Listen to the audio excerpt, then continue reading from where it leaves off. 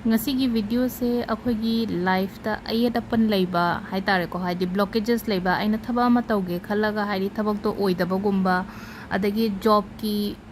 problem leirakpa adagi paisa nungsa atai atai leino life ta problem mayam ama leina ko adumba mayam tu dagi hai di sum ayat apan yam leiraga ti ko sigi upai se hai di taubi be ai ko ado ngasi se a hapetang share torake ko hai di pot se kai kai no changa da ba se hai ba do khwai first ko sengau angangba natraga phi angangba ahan ba lebiyo ko simade ado sima lobirani adugi matungda ngasai gi sengau ahan ba angangba natraga phi angangba ahan ba hana areiba gumba tobiranu ko simadi pura haidi nong nong na lebi ba hai tare adugi matungda chandi chapi ko chandi se lupa chapi tarama thoi masing tarama thoi shon biyo ko haidi chandi chapi lupa chapi se adu lupa chapi se phangdre na khala ta lupa ani chapi se ani chapi se tarama thoi ma ngasai gi sengau sida hapi rani na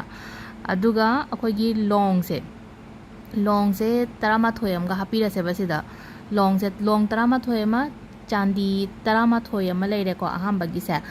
adugi matungda akoi na hap kada ba pot se kaino ha matam sida ko champra macha am so hapi ra se ngasai gi sengau sida aduga yaingang maru ohum amaga ko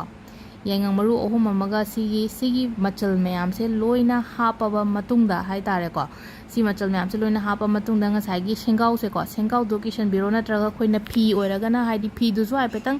akhoi gi keno sabado maga kani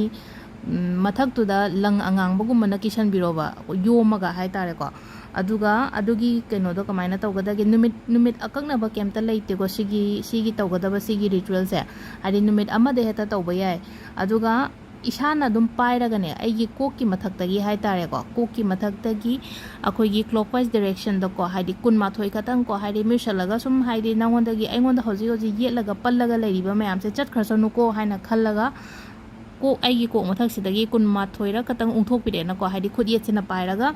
clockwise direction da ko clockwise direction da haidi kun ma thoi je ungthok pirani aduga sigi kaino se sigi akoi gi phi angangwana sariba akoi gi kaino se mayom se natraga ngasai gi sengau oina tawiraga di phare ko sengau do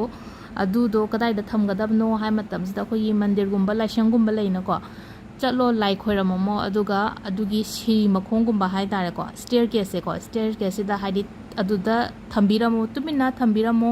aduga keno tawgadamni ko haidi